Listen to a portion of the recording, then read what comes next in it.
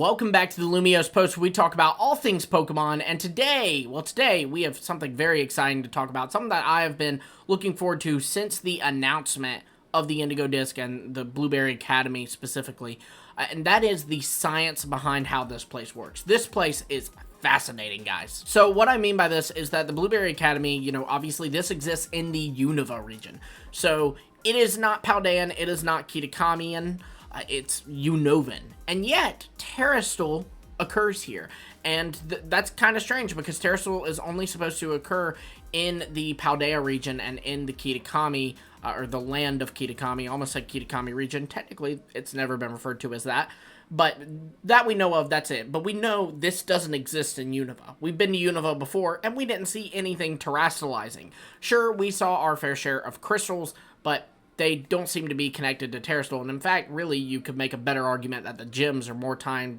to Z crystals instead of terastal, but that's a theory video for a whole nother time, perhaps.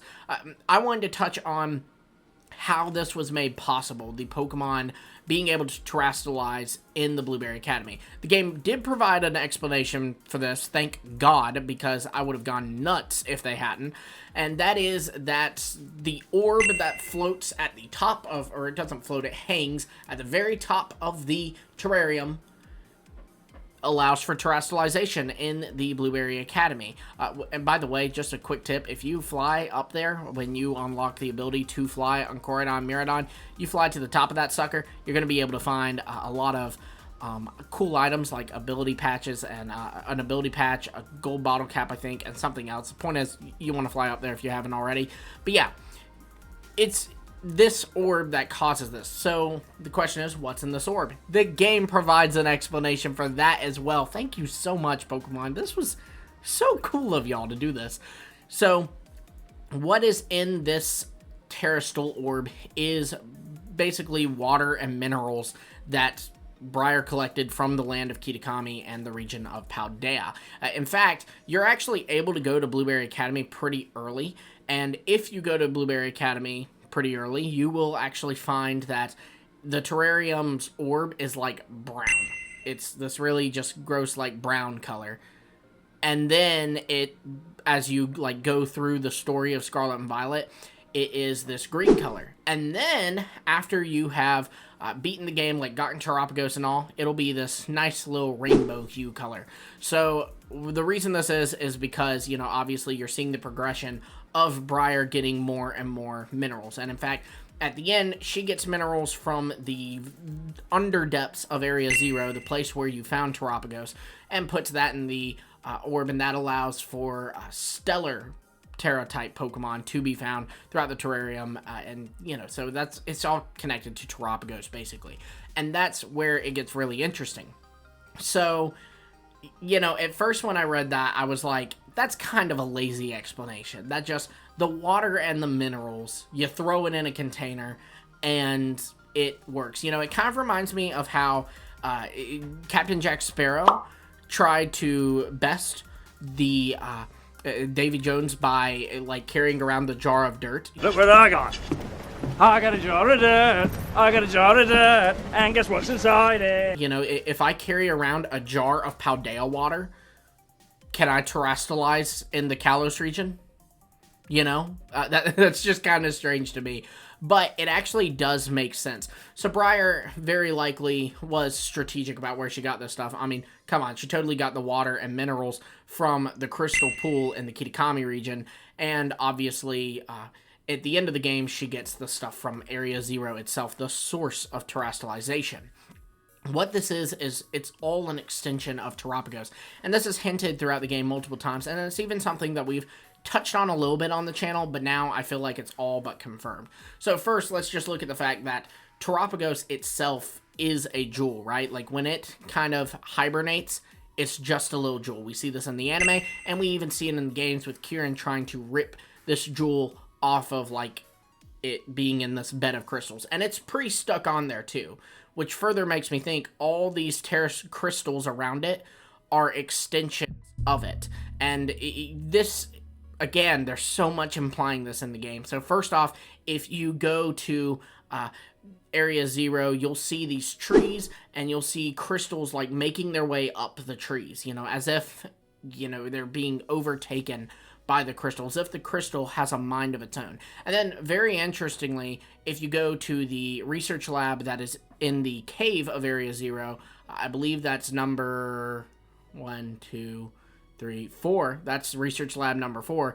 There will be terastal crystals like jutting into the building, and if you click A on them, it will say, "Oh, it looks like the crystals are eating away at the lab." Interesting choice of words there, GameFreak. You know, because it's intentional. I think that all these crystals are an extension of Terapagos. Likewise, inside your Terror Orb, you'll find a little jewel, and I previously speculated that that little jewel was a Terapagos. I was half right, because while it is not a Terapagos itself, at least it doesn't seem that way, it is an extension of Terapagos. This is why when you terastalize your Pokemon, you see the eyes of Terapagos, like, on the, like, crown, if you will, of the terastalized Pokemon. Everything crystal in the Paldea region, in the Kitakami region, if it's tied to Terastal, it's connected to this little guy. It's all an extension of it, and that just shows how powerful this Pokemon is. Likewise, there's this whole line of dialogue at the end of the game, the base game that is, in the Way Home arc, where when you're battling the professor, you know, they tell you, hey, you just have to battle me, and then I'll shut down, and you do that, but then it seems to get taken over by this crystal, and it says the Paradise Protection Protocol is activated. We know that Sada and Turo didn't program them to do this. The AI explains, all you gotta do is defeat me, and we'll be good to go. You defeat them. You're supposed to be good to go. But no, the crystal takes over. It's Terapagos protecting itself. It's down there under this time machine, and it's trying to make sure that you don't discover the hidden treasure of Area 0, which is this little guy. So it takes over this professor, and you know, it begins to battle you with the Koraidon or Miraidon that once fought your own. So Briar has now come to the Paldea region, has taken precious minerals and stuff from here, which means she has literally taken a piece of Terapagos and moved it somewhere else. So now Terapagos can see there too. It kind of reminds me of, my god, the pop culture references today, but Hive. I don't know if any of you watched Agents of S.H.I.E.L.D., but Hive was able to, like, create, like, a hive mind. And, you know, basically any parasite it took over, and this is, I think, a common theme in, like, alien movies. Any parasite it put into somebody, it now had control of that person. So, like, let's say I'm, you know, the queen bee, if you will, and I infect this person. And now that person goes over to England. And then I infect another person, and they're running around North Carolina. I got eyes in North Carolina, and I've also got eyes in England. And that's basically what happened. Briar basically spread this little baby Terapagos over to the region all the way in the equivalent of the United States in Unova.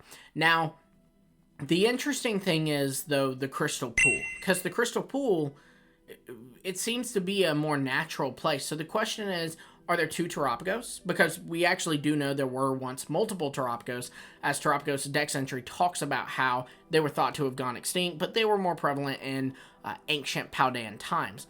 So, if, you know, maybe there's Terapagos, a bunch of Terapagos at one point, there could have been Terapagos in other regions, say, in the Kitakami region, or whatever region Kitakami belongs to. And again, this Pokemon probably lives somewhere in the Crystal Pool in its little jewel form, much like we saw our own. Or there's a chance that this, you know, at some point someone took resources from Paldea to Kitakami. I mean, it does talk about how Ogerpon's mask, which we know has terastal crystals in it, were made from crystals that were brought in from a foreign land. So perhaps, you know, as Ogerpon you lived in Oni Mountain, which is right under the Crystal Pool, this crystal was able to kind of spread itself into Oni Mountain and form the Crystal Pool. So I guess that's just the thing, is it's a question of, is the Crystal Pool and the phenomenon that occurs over there, is that connected to our Terapagos, or is that connected to another Terapagos? You know, I just want to know how many of these things are in control here, you know? But yeah, I think that this is super interesting. It's a great setup for how Game Freak can continue terastallization if they want to, you know.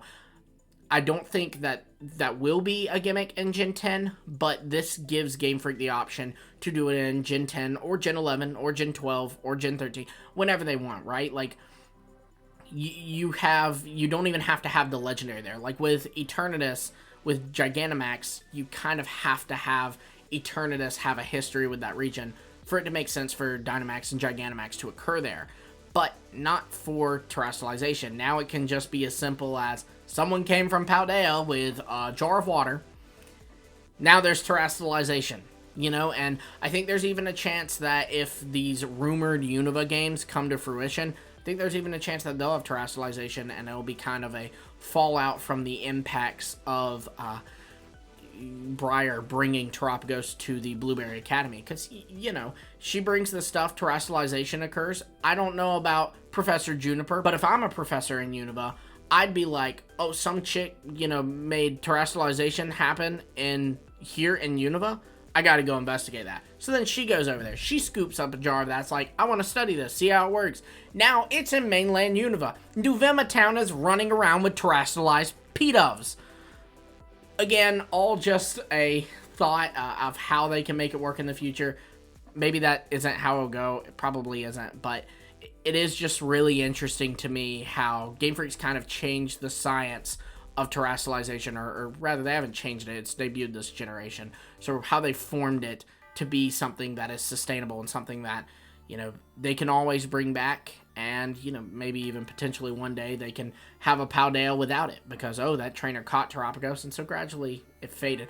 I don't know. You know, it's cool. It's really cool. You know, Eternatus is so different because Dynamax is, like, left over from Eternatus, but terastallization is an expansion of Terapagos, and that is wild to me. That's also why, by the way, in case no one got this, obviously I made the connection with the eyes of it and the terastal crown, but also why you see little baby terastallized Terapagos in all of the stellar forms of Pokemon, in the stellar terastallization crown whenever you use that Terra type. But yeah, be sure to let me know what you think of this in the comments below. Just how powerful this little tiny turtle is. It's just so cool. I love it so much. Let me know your thoughts in the comments below. Be sure to like, subscribe, and hit the bell for notifications. And until next time, I'll see all of you later.